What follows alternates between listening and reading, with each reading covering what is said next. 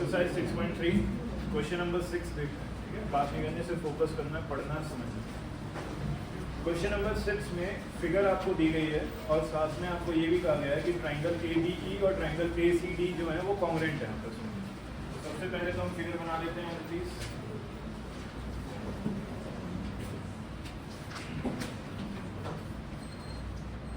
Triangle ABC आपके पास बड़े वाले ट्राइंगल का नाम है, इस पर एक पॉइंट है D और एक पॉइंट है E।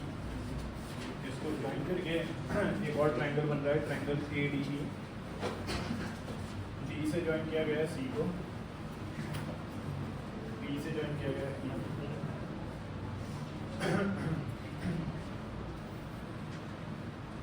फिगर कॉपी कर लीजिए, हाथ के हाथ नोट करते जाइए, मैं साथ साथ समझते भी जाइए, नोट करते जाइए, इजी है। आपको जो ट्राइंगल्स कॉन्ग्रुएंट दिए गए हैं वो दिए हैं ADE congruent to triangle ACD।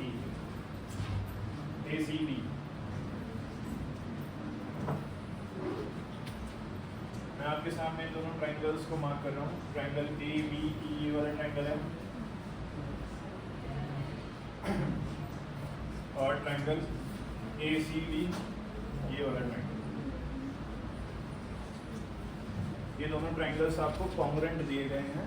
वैसे हम सिमिलैरिटी वाली एक्सरसाइज कर रहे हैं, लेकिन इसमें क्या गिवन है? कॉन्ग्रुएंसी। तो ये क्वेश्चन थोड़ा सा अलग हो जाता है इस वजह से, क्योंकि इसमें कॉन्ग्रुएंट ट्राइंगल्स दिए गए हैं, ठीक है। तो अगर कॉन्ग्रुएंट होते हैं ट्राइंगल्स तो हमें पता है उनकी सारी साइड्स क्या होती हैं।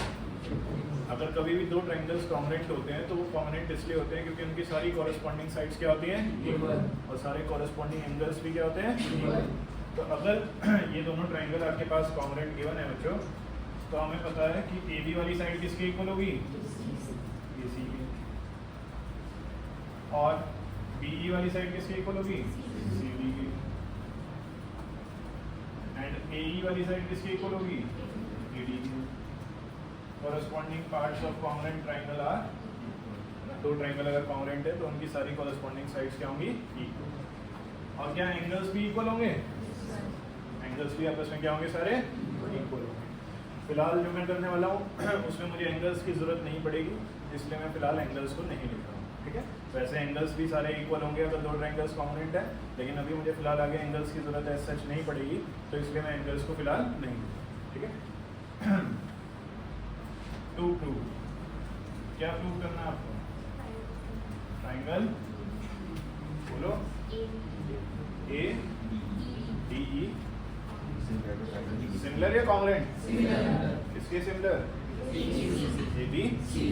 यानी कि जो छोटे वाला ट्राइंगल है ADE, इसको बड़े वाले ट्राइंगल ABC के सिमिलर दिखाना है। ट्राइंगल ADE सिमिलर दिखाना है ABC। तो ADE बच्चों आपके पास ये छोटे वाला ट्राइंगल है और ABC बड़े वाला ट्राइंगल है। दोनों को आपको सिमिलर दिखाना है, ठीक। अब जरा एक मिनट के लिए पेन लोगे, क्योंकि जो मैं आपको समझाने वाला हूँ ये आपको नोट नहीं करना है, ये सिर्फ समझने के लिए, ठीक है। तो जरा पेन रोको और देखो कि आपको जो प्रूव करना है, आपको प्रूव करना है ट्राइंगल ADE सिमिलर दिखाना है किसके? AB। ये नोट नहीं करना अभी बिल्कुल भी, क्योंकि ये सिर्फ समझने के लिए है, इसको मैं अभी रब कर दूंगा, ओके। अगर आपको इन दोनों को सिमिलर दिखाना है तो AD अपॉन AB होना चाहिए। सिमिलैरिटी के लिए साइड्स की रेशो क्या होती है? इक्वल। सिमिलैरिटी के लिए साइड्स की रेशो क्या होती है? इक्वल। तो AD के साथ कौन आना चाहिए? AB। DE के साथ कौन आना चाहिए? BC। और AE के साथ AC। ठीक है। अब देखो आपके पास गिवन में देखते हैं, AD है, AB है, DE नहीं है, BC नहीं है, AE है, AC। तो जो हमारे काम की चीज़ें हैं गिवन में वो ये है, क्योंकि इनकी हमें आगे जरूरत पड़ेगी। लेकिन ये तो किसमें है? रेशो में। तो हमें इसकी भी क्या करनी पड़ेगी? रेशो। रेशो निकालने के लिए हम मल्टीप्लाई करेंगे, डिवाइड। कौन कौन कह रहा है डिवाइड करेंगे? रेशो निकालने के लिए क्या करते हैं? डिवाइड करते हैं, ठीक है। तो अब देखो थोड़ी सी और गड़बड़ है। क्या गड़बड़ है? AD के साथ क्या आना चाहिए? AD के साथ क्या आना चाहिए? AB। और AC के साथ क्या आना चाहिए? AE। देखना गड़बड़ गया। AD के साथ क्या आना चाहिए? AB। AD के साथ क्या आना चाहिए? AD के साथ क्या आना चाहिए? AD राइट साइड में आ रहा है, AB लेफ्ट साइड में आ रहा है, गड़बड़ है ना? AE के साथ क्या आना चाहिए? AE के साथ क्या आना चाहिए? AE लेफ्ट साइड में आ रहा है, AC राइट साइड में आ रहा है, गड़बड़ है ना? तो इस गड़बड़ को हम क्या करेंगे? पहले ठीक करेंगे। इस गड़बड़ को ठीक करने के लिए क्या करना है? सिंपल सा, AB AC के इक्वल था, इसको AC इक्वल्स टू AB लिख दूं। मैंने कुछ भी चेंज नहीं किया, AB इक्वल्स टू AC था, AC इक्वल्स टू AB लिख दिया। तो चाहे कान इधर से पकड़ लो, चाहे कान इधर से पकड़ लो, दर्द तो नहीं होगा ना। तो पहले AB AC के इक्वल लिखा था, अब AC को किसके इक्वल लिख दिया? AB के इक्वल। कोई फर्क तो नहीं पड़ेगा इससे, लेकिन मेरे क्वेश्चन में बड़ी हेल्प हो जाएगी। अगर मैं इसको फर्स्ट इक्वेशन मान लूँ और इसको सेकंड इक्वेशन मान लूँ, तो अब जब मैं डिवाइड करूँगा सेकंड को फर्स्ट से, तो AE के अपॉन में कौन आएगा? वही मुझे चाहिए। AD के अपॉन में कौन आएगा? वही मुझे चाहिए, है ना? तो मेरा काम वहाँ पर बन जाएगा। तो मैंने क्या किया? मैंने पहले रफ में करके देख लिया कि भाई अगर मुझे इन दोनों ट्राइंगल्स को सिमिलर दिखाना है तो कौन सी साइड की रेशियो किस साइड के इक्वल होनी चाहिए। अगर मुझे इन दोनों ट्राइंगल को सिमिलर दिखाना है तो कौन सी साइड की रेशियो किस साइड की रेशियो के इक्वल होनी चाहिए, ये मैंने देख लिया। और जो मुझे मिला वो मुझे गिवन में भी दिख रहा था, लेकिन थोड़ी सी गड़बड़ थी LHS और RHS की, उसे मैंने ठीक कर लिया। यहाँ तक किस किसको क्लियर हो गया? समझ आ रहा है? अब मुझे क्या करना है? बस इसको रेशो में लाना है। रेशो में लाने के लिए मैं क्या करूँगा? डिवाइड। तो ये तो मैं बेटा बात नहीं करनी की, प्रूफ करने के लिए जिस इक्वेशंस को मैंने सेकंड और फर्स्ट इक्वेशन माना था, इनको रेशो में लाना है। रेशो में लाने के लिए क्या करूँगा? इनको सेकंड इक्वेशन को फर्स्ट इक्वेशन से डिवाइड। तो AE के अपॉन में कौन आएगा? AC। सेकंड वाला पहले ले रहे हैं और फर्स्ट वाला बाद में। तो AE लेफ्ट हैंड साइड के नीचे आती है, राइट हैंड साइड तो AE के अपॉन में कौन आएगा? AC। और AD के अपॉन में कौन आ जाएगा? AC। तो ये दोनों ट्राइंगल्स क्या, ये दोनों साइड्स की रेशियो आपस में क्या आ जाएंगी? इक्वल हो जाएंगी, डिवाइड करते हैं। और ये मैंने इसलिए निकाली है क्योंकि आगे जो मैं सिमिलैरिटी लगाने वाला हूँ उसमें इसकी जरूरत पड़ेगी। अब जो इन ट्राइंगल्स में मुझे सिमिलैरिटी लगानी है, उन ट्राइंगल्स का नाम लिखते हैं। Now in triangle ADE and triangle ABC, इन दोनों ही ट्राइंगल्स में हमें पता है कि AE upon AC AD upon AB के इक्वल है, AE upon AC AD upon AB के इक्वल है। ये अभी हमने प्रूव किया है, तो इसको क्या लिखेंगे? प्रूव।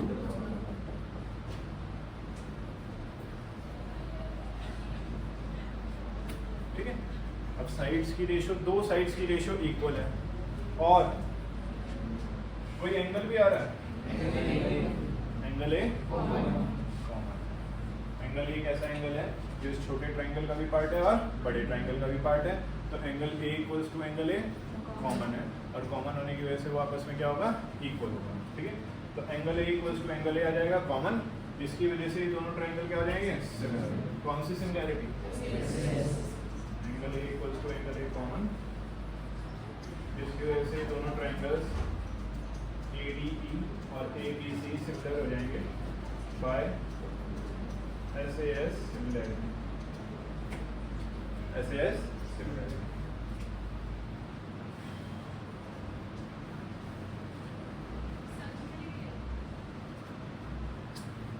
मुश्किल लगा है? समझ आया? कॉन्ग्रुएंसी गिवन थी। कॉन्ग्रुएंसी अगर गिवन है तो इसका मतलब सारी साइड्स कोरस्पॉन्डिंग साइड्स इक्वल होंगे और कोरस्पॉन्डिंग एंगल्स भी इक्वल होंगे।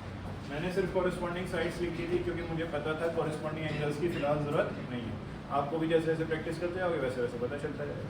तो मुझे साइड्स के बारे में पता था, तो मैंने तीनों साइड्स इक्वल दिखा दी पहले। ठीक है। फिर जो मुझे प्रूव करना है उसमें ये दोनों ट्राइंगल्स सिमिलर दिखाने थे। इन दोनों ट्राइंगल्स में सिमिलैरिटी लगाने से पहले मैंने इनको रफ में एक बार जज किया कि अगर ये दोनों सिमिलर हो जाए तो कौन सी साइड की रेशियो किसके इक्वल होनी चाहिए। तो मुझे पता चला AD के साथ कौन आना चाहिए? AD। AE के साथ कौन आना चाहिए? AC। और टी के साथ कौन आना चाहिए? BC। तो ये मैंने रफ में सोचा कि अगर ये वाली साइड्स की रेशो मुझे मिल जाए तो मेरा काम हो जाएगा। तो फिर मैंने ढूंढा कि गिवन में कुछ है क्या, तो गिवन में मुझे मिला, लेकिन उसमें एक गड़बड़ थी, लेफ्ट हैंड साइड और राइट हैंड साइड की गड़बड़ हो रही थी, आगे पीछे हो रही थी। तो मैंने चेंज कर दिया, इसको इधर लिख दिया, इसको इधर लिख दिया, उससे कोई फर्क तो नहीं पड़ेगा।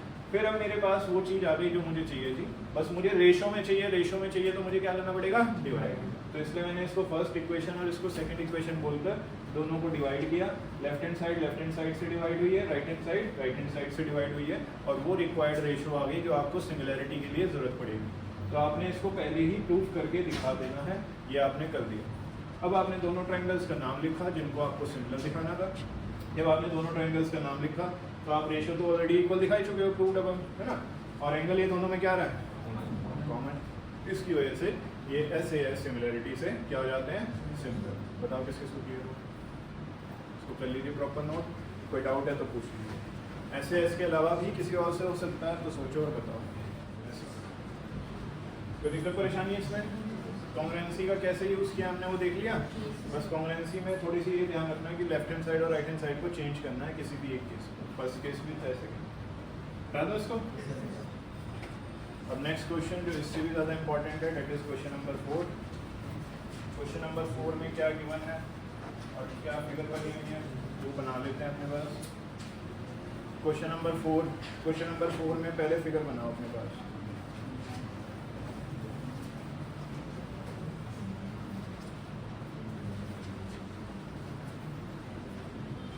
जो आपके पास अभी वर्कशीट आ रही है प्रिंटेड फॉर्म में, ये और वर्कशीट आपके पास केमिस्ट्री की है, बायोलॉजी की भी अभी मिल जाएगी आपको, और फिजिक्स।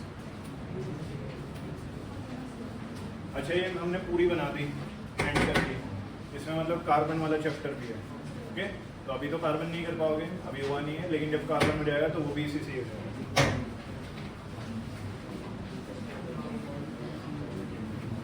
वन और 2 पेजेस हैं, आगे पीछे मिलाकर टोटल 4 पेजेस हैं। जो प्रेजेंट है सिर्फ उनको देना, अभी अपने फ्रेंड्स के लिए कोई नहीं रखेगा, जो प्रेजेंट है सिर्फ उनको देंगे।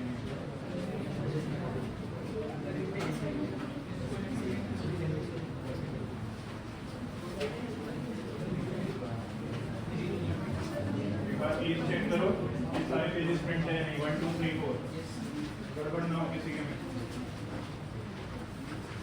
1 2 3 4 पेजेस प्रिंटेड है या नहीं है?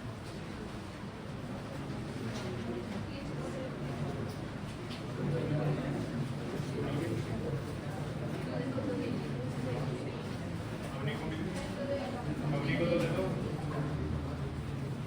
और किसको नहीं मिली? खुशी को नहीं मिली।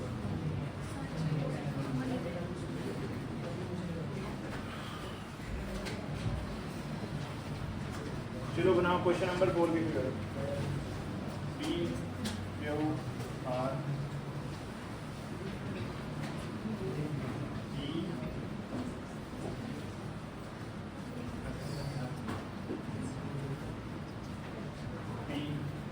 R। एंगल 1 और एंगल 2 इक्वल दिए हुए हैं।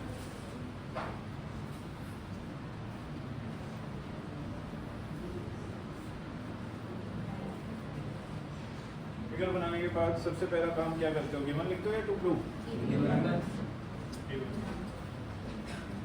गिवन में एक तो एंगल 1 एंगल 2 के इक्वल गिवन है, और भी कुछ गिवन है? रेशो गिवन है। रेशो में क्या गिवन है? QR upon QS equals to QT upon PR। Given लिखने के बाद क्या लिखते हो?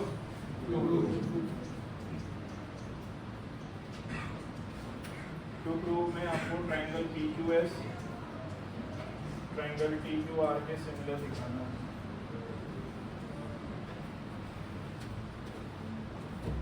ठीक है, प्रूव करना।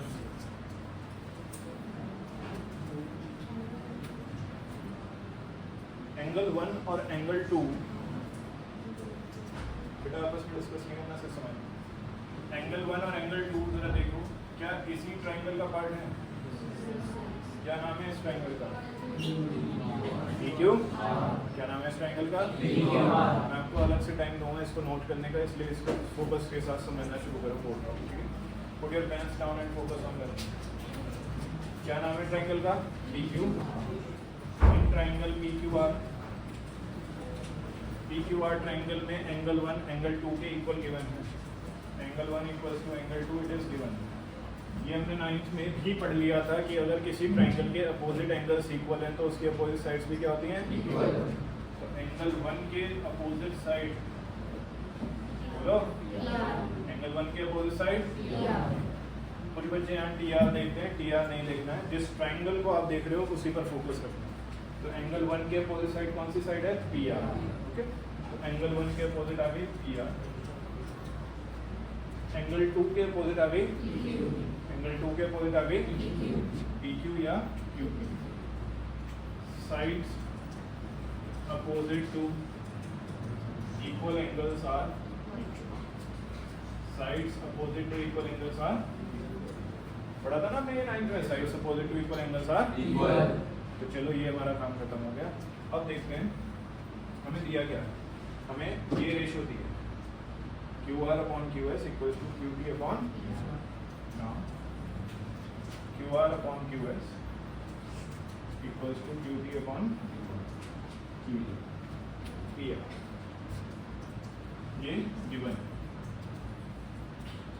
अब जरा सोचना है, थोड़ा सा सोचना है। जो मैंने इससे पहले वाले क्वेश्चन में बताया ना कि सोचना कैसे है, कि जो प्रूफ करना है पहले उसे उठाकर देखो कि उसके हिसाब से साइड्स की रेशियो क्या आनी चाहिए। ठीक है, तो जरा यहाँ देखते हैं, समझते हैं कैसे बात नहीं, ध्यान दो। PQ के साथ कौन आना चाहिए? क्या यहाँ PQ और TQ है? TQ है, कौन नहीं है? PQ मिसिंग है। चलो जो मिसिंग है उसे यहाँ लिख देते हैं। ठीक है, QS के साथ क्या आना चाहिए? QR। QS और QR तो है। ओके, कौन मिसिंग है? देखो कैसे देखना है, कैसे सोचना है वो बता रहा हूँ आपको। जो प्रूफ करना है उसमें दो ट्रायंगल्स को क्या दिखाना है? सिमिलर। तो सिमिलर दिखाने के लिए आपको पता है रेशियोज क्या आनी चाहिए? इक्वल। तो PQ के साथ कौन आना चाहिए? TQ। तो TQ तो है, कौन नहीं है? मैंने फिलहाल PQ को साइड में रख दिया। QS के साथ क्या आना चाहिए? QR। QS और QR है, टिक लगा दिया उन पे कि चलो मेरे पास 4 चीज़ों में से 3 चीज़ें हैं, एक चीज़ नहीं है। ये किस किस को समझ आई बात? दोबारा बता रहा हूँ मैं, क्या बताया मैंने ये दो ट्राइंगल्स को क्या दिखाना है? सिमिलर। अब अगर इनको सिमिलर दिखाना है तो इनकी साइड्स की रेशियो क्या आनी चाहिए? इक्वल। अब मुझे ये देखना है कौन सी साइड के साथ कौन सी साइड जानी चाहिए। तो मुझे पता है PQ के साथ कौन सी जानी चाहिए? TQ। अब मैंने देखा कि जो मुझे गिवन है उसमें TQ तो है लेकिन कौन नहीं है? PQ मिसिंग है। तो मिसिंग वाले को फिलहाल यहाँ रख दिया। ठीक है, ये मिसिंग है। ओके, फिर QS के साथ कौन जाना चाहिए? QR। QS और QR है मेरे पास तो मैंने उन पर टिक लगाया। तो मेरे पास ये सब हैं जिन पर मैंने टिक लगाया है। कौन नहीं है? PQ। एक और साइड भी होती है लेकिन इसमें 2 ही दे रखी है तो हम 2 को ही देखेंगे, फिर तीसरी को देखने की जरूरत नहीं। चलो अब जो मिसिंग है उसे देखते हैं। कौन मिसिंग है? PQ को QP भी लिख सकते हैं। QP किसके इक्वल है? QP किसके इक्वल है? तो क्यों नाम है इस PR की जगह, क्योंकि मुझे चाहिए ही नहीं PR तो नहीं चाहिए था ना, मुझे क्या चाहिए था? PQ। तो PR की जगह क्या लिख रहा हूँ यहाँ पर? PQ। ऐसा मैं इसलिए लिख पा रहा हूँ क्योंकि PR और PQ आपस में क्या है? इक्वल है। अब अभी हमने प्रूव किया था, प्रूव होगा।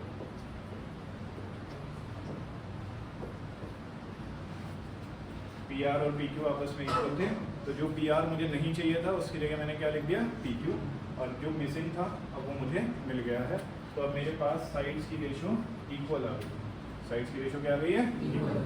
तो अब तो जब मेरे पास साइड्स की रेशो इक्वल आ गई है तो फिर तो मुझे सीधा सीधा ट्राइंगल का नाम लिखकर सिमिलरिटी लगानी है। कौन कौन से ट्राइंगल हैं? PQS और PQ। PQS और TQR में PQ अपॉन TQ आ रही है ये साइड्स की रेशो, PQ अपॉन TQ। उल्टा भी तो लिख सकते हैं, TQR पहले लिख दिया, PQS बाद में लिख दिया, ऐसे लिख देता हूँ।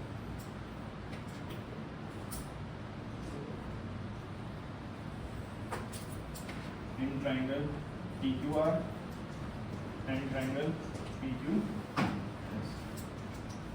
उल्टा मैंने इसलिए लिखा क्योंकि इस ट्रायंगल की साइड्स ऊपर आ रही हैं और उस ट्रायंगल की साइड्स नीचे आ रही हैं, इस वजह से PQ के साथ PQ आना चाहिए है हमारे पास, PQ अपॉन PQ।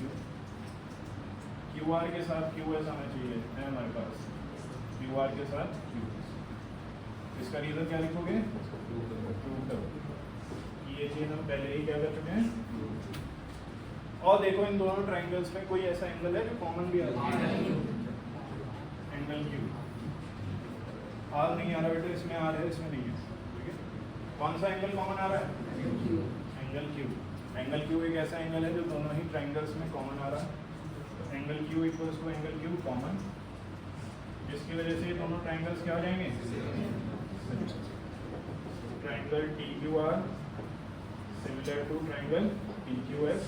कौन सी सिमिलैरिटी? ऐसे। अब देखो ये ध्यान से अगर देखा जाए तो क्वेश्चन बहुत बहुत ज़्यादा आसान है। कैसे? उन्होंने ऑलरेडी रेशो दे रखी है, ऑलरेडी रेशो दे रखी है, और जो सिमिलर करने हैं उससे मैच भी हो रही हैं। तीन चीज़ें मैच हो रही हैं, बस एक चीज़ मैच नहीं हो रही थी, क्या? PQ। तो PQ हमें पहले से ही पता है कि PQ किसके इक्वल है, तो PR को हटाया जो नहीं चाहिए था, उसके लिए क्या लिखा? PQ। और फिर दोनों ट्रायंगल्स में क्या लगाई है? सिमिलैरिटी, कि भाई इनकी साइड्स की रेशियो इक्वल है, जो कि पहले से दी गई थी। मैंने कोई ज़्यादा चेंज नहीं किया, बस मुझे PR नहीं चाहिए था, मुझे क्या चाहिए था? PQ। तो मैंने वहाँ PQ लिख दिया। और कैसे लिखा? क्योंकि PR और PQ आपस में क्या है? इक्वल। तो PR की जगह हटाकर PQ लिख दिया। फिर इन दोनों का यूज़ किया कि भाई ये हमने अभी प्रूव किया था, और एक एंगल क्या आ रहा था? कॉमन। एक एंगल क्या आ रहा था? इसकी वजह से ये दोनों ट्रायंगल्स क्या हो गए? किस किस को समझ आ रहे हैं? अभी समझते जाओ। देखो थोड़ा सा मुश्किल लगता है इसको याद करना, चलो इसको याद करने की कोशिश करते हैं, ठीक है। क्वेश्चन में कुछ तो गड़बड़ है रेशो में। ये तो ठीक था, ये भी ठीक था, ये भी ठीक था, ये गड़बड़ हो गया है ना। तो क्वेश्चन में QT को देखते ही उसको प्यार हो गया था, PR हो गया था। QT को देखते ही क्वेश्चन को क्या हो गया था? PR हो गया था। अब PR होना तो इस एज में गड़बड़ है, अभी तो बोर्ड के एग्जाम भी देने हैं, तो PR नहीं चाहिए, PR नहीं चाहिए था, है ना। तो QT को PR नहीं चाहिए, इसलिए हमने QT के पास से PR हटा दिया। PR की जगह क्या लिख दिया? P। सुनो सुनो ध्यान से, PR होता तो ये बर्बाद हो जाता, हमारे किसी काम का नहीं। तो हमने PR को हटा दिया और उसकी जगह क्या लिख दिया? P। अब क्वेश्चन सही हो गया, अब सॉल्यूशन भी सही हो गया, जो हमें चाहिए था उसमें हमारा फाइनल आंसर हो गया। तो कुछ नहीं करना, QT से PR को हटा देना और क्या लिख देना है? PQ। बताओ अब किस किस को समझ आया? अब तो आएगा, चलो नोट करो इसको जल्दी से। हम देख रहे हैं बच्चों question number 14, the most important question of this exercise of this chapter, जिसके आने के चांसेस भी बहुत ज़्यादा हैं। क्वेश्चन नंबर 14 इसलिए और भी ज़्यादा इंपॉर्टेंट हो जाता है क्योंकि इसमें कंस्ट्रक्शन, ठीक है। तो यहाँ पर आपसे क्वेश्चन नंबर 14 में कहा गया है कि दो ट्रायंगल्स हैं आपके पास, ABC और triangle PQR।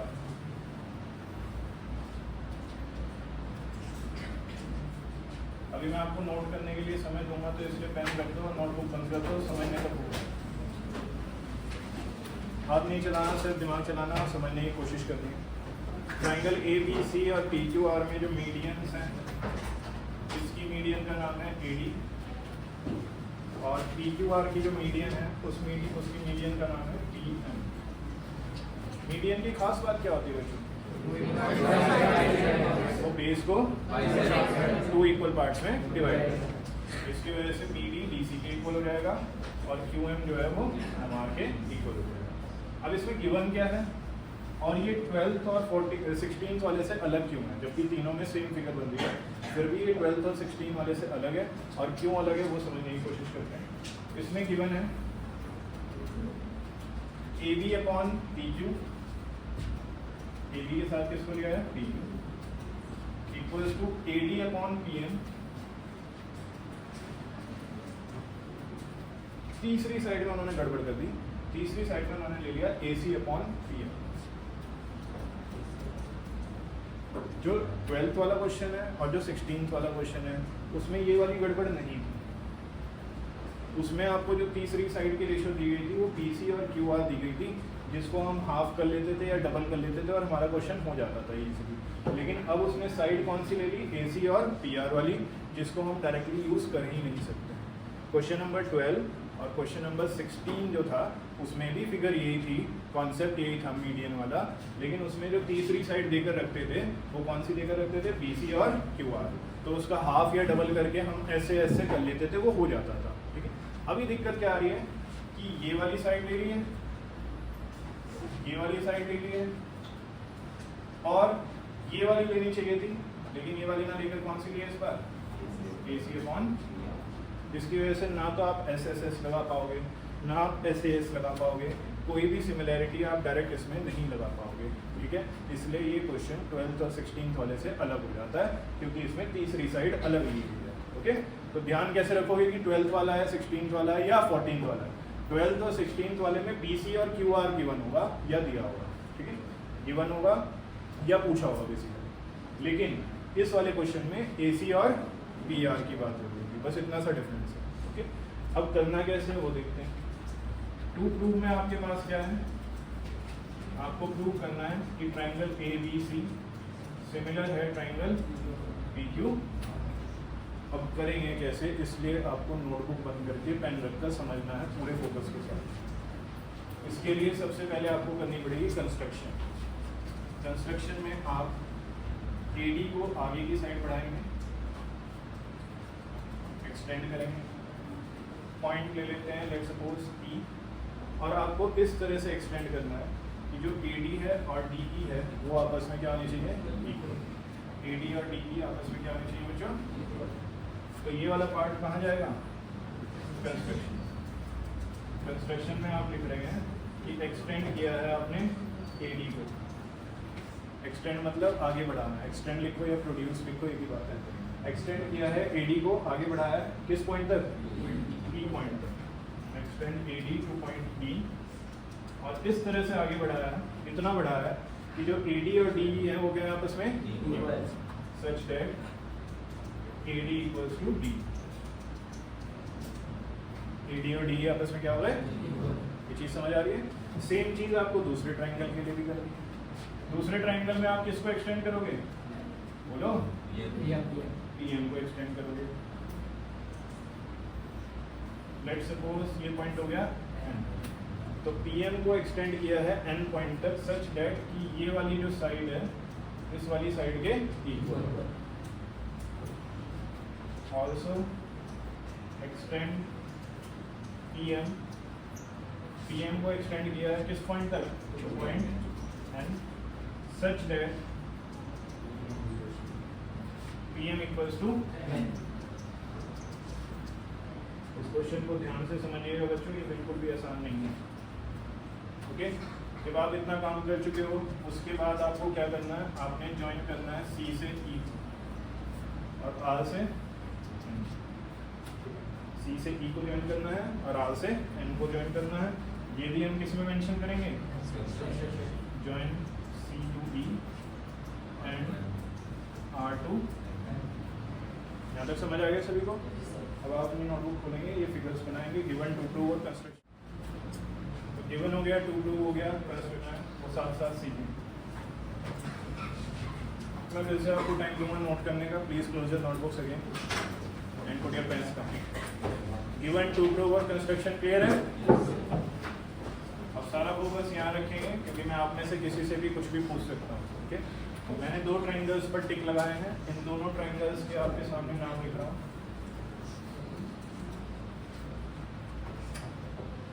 In triangle ABD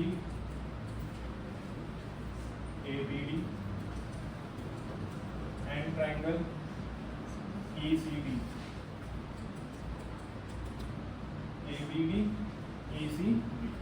इन दो ट्राइंगल्स के मैंने नाम लिखे हैं। अगर मुझे इन दोनों ट्राइंगल्स में कॉन्ग्रुएंसी लगानी है तो कौन कौन बता सकता है वर्बली, 1 2 3 4 विदम बताओ बेटा।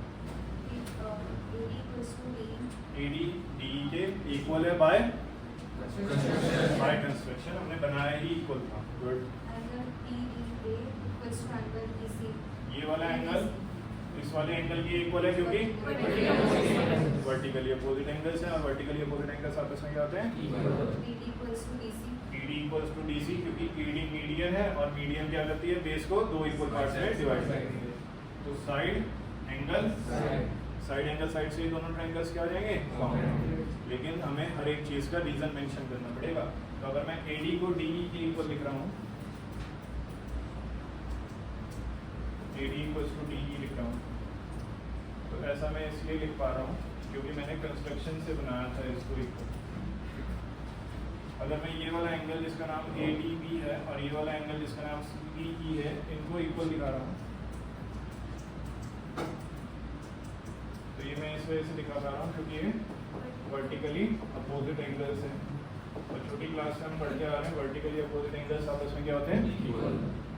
और अगर मैं BD और DC को इक्वल लिख रहा हूँ, तो BD और DC को इक्वल इसलिए लिख पा रहा हूँ क्योंकि AD क्या है? मीडियन है और मीडियन जो होती है वो बेस को दो इक्वल पार्ट्स में डिवाइड करती है। तो मैंने तीन चीज़ें लिख ली और इन तीन चीज़ों की हेल्प से मैं क्या लिख सकता हूँ कि ये दोनों ट्राइंगल्स क्या हैं? ट्राइंगल ABD कॉन्ग्रुएंट हो गया triangle GC by SKS congruent. ये सेम चीज़ मैं इन दो ट्राइंगल्स के लिए क्या क्या नाम है इनका? PQM and R। Now in triangle PQM and NRM, इन दोनों ही ट्राइंगल्स में फिर से सेम चीज हम लगाएंगे, PM और MN, ये आपस में क्या है? Equal by construction. और ये वाला एंगल इस वाले एंगल के इक्वल होगा वर्टिकली अपोजिट। इसका नाम है PMQ, इसका नाम है NMR। Angle PMQ equals to angle NMR, both are equal, reason vertically opposite. और QM वाली साइड किसके इक्वल है? MR के। क्यों? क्योंकि PM क्या था? बिकॉज PM इज, इसकी वजह से ये दोनों ट्राइंगल्स भी क्या हो जाते हैं? कौन सी कॉम्बिनेंसी? SAS।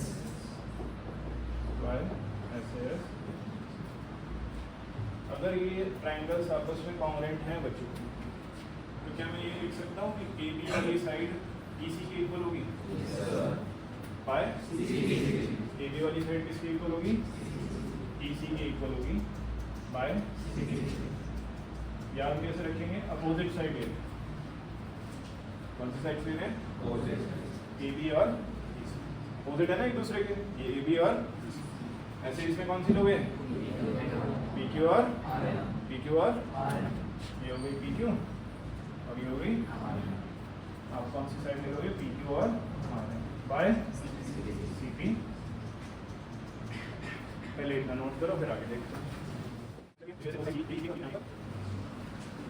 अब देखो, अब अभी ये क्वेश्चन अभी बिल्कुल भी खत्म नहीं हुआ है, अभी ये शुरू हुआ है, इसलिए और ज़्यादा ध्यान से समझना है। अब जो आपको ट्राइंगल्स लेने हैं वो ये बड़े वाले ट्राइंगल्स लेने हैं। क्या नाम है इस बड़े वाले ट्राइंगल का? AEC या फिर ACE। इसका नाम क्या है? PR।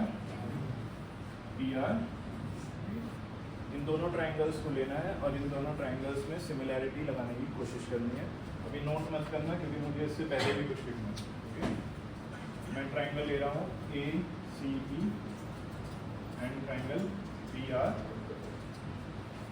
ओके, ACE और PR। अब मुझे बताओ गिवन में कौन सी साइड्स की रेशियो इक्वल थी? AB अपॉन PQ,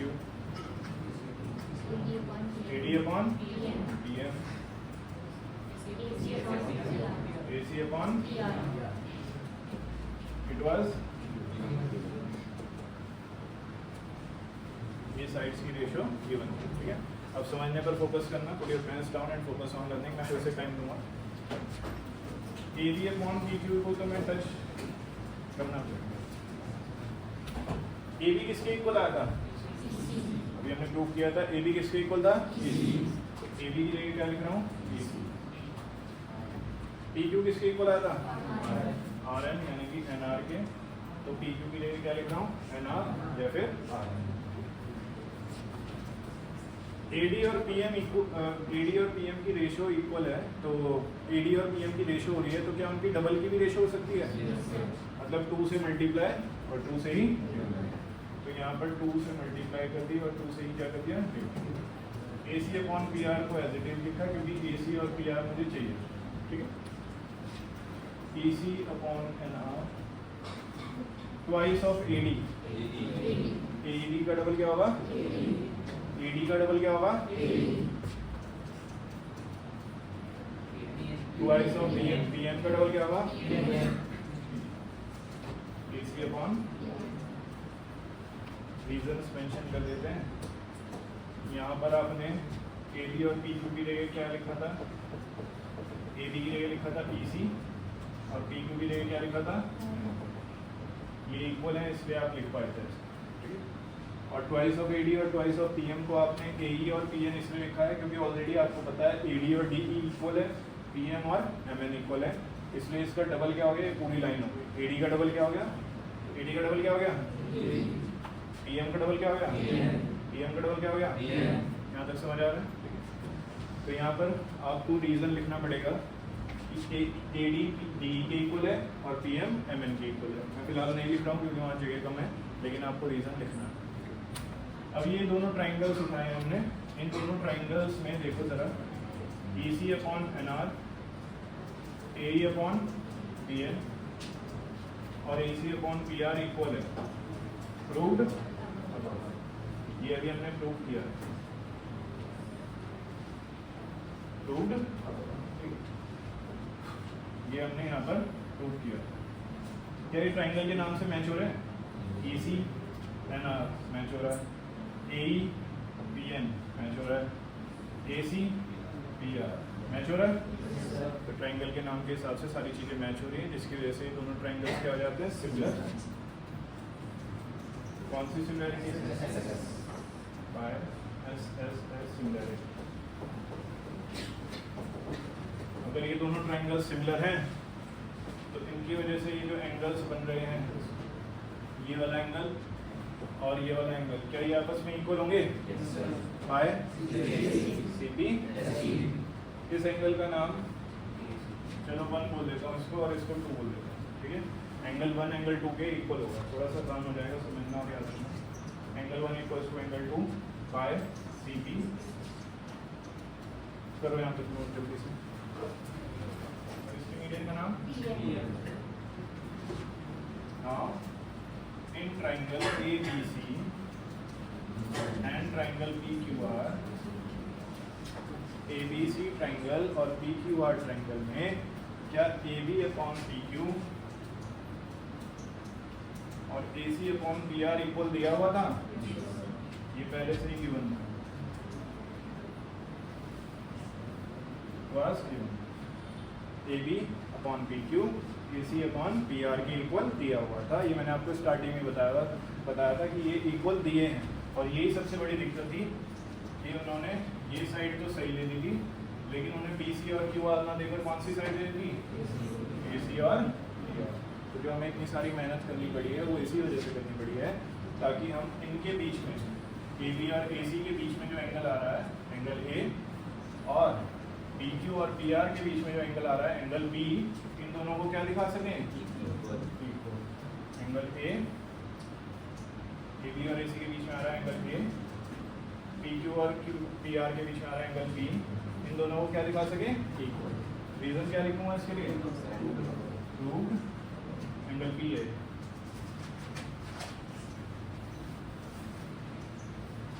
तो वो जो सारी मेहनत आप स्टार्टिंग से करते आ रहे हो, आपने 2 ट्राइंगल्स लिए, कंस्ट्रक्शन करने के बाद कॉन्डेंसी लगाई, फिर सिमिलरिटी लगाई, वो सब आपने इसलिए किया है ताकि आप इन एंगल्स को इक्वल दिखा सकें।